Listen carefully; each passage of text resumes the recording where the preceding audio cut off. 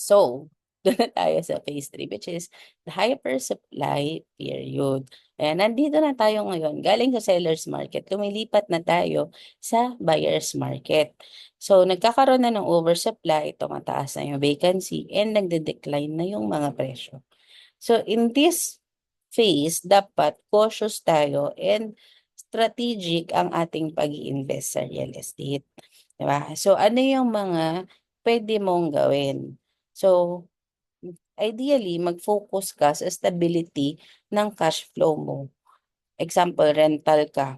So, ano ka, ideally, i-maintain mo na mataas yung occupancy rate mo.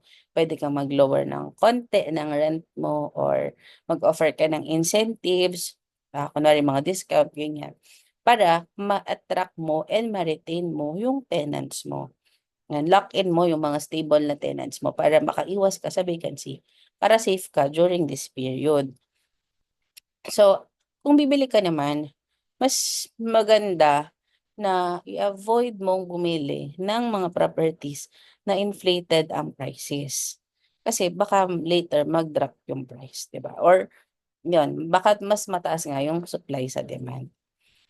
Hanapin mo yung mga deals na motivated yung sellers and nagbibigay ng mga malalaki talagang discount. Yun, hanap ka ng mga distressed properties, ganyan. Tapos, ayan, reposition properties. Gandahan mo, yung i-improve mo yung features ng property mo para mag-stand out ka sa market. Kasi nga, maraming supply, marami kang competition. 'Di ba? Ayan. Tapos, pwede ka ring mag-negotiate ng loan refinancing. Baka kasi this period, merong lower interest rates na or pwede mo i-extend yung loan term para gumanda yung cash flow mo. Ayan. Tapos syempre, at this point, dapat, ano ka, nagbi-build ka ng cash reserves.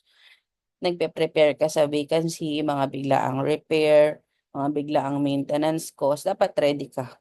Ayan. So, pwede mong optimize yung property management expenses mo without, syempre, dapat hindi ka pa rin nag-sacrifice ng quality ng property. Ayan.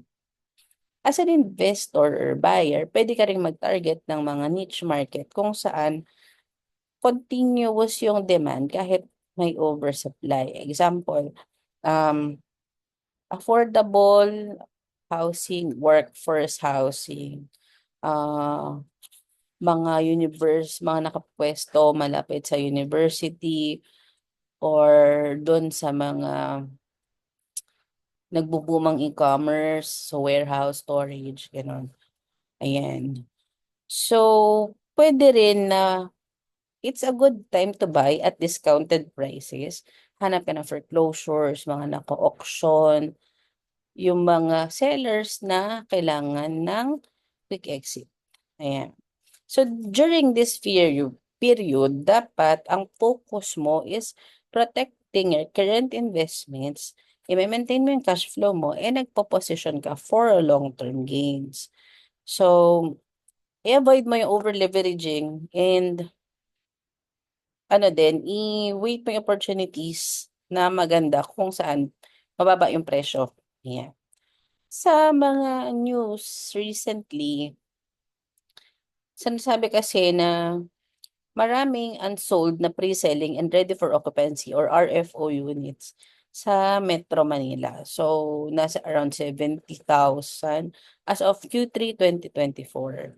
And dahil nga may oversupply, most likely, mag-temper or magbabagal-bagal ng konti yung mga new launches.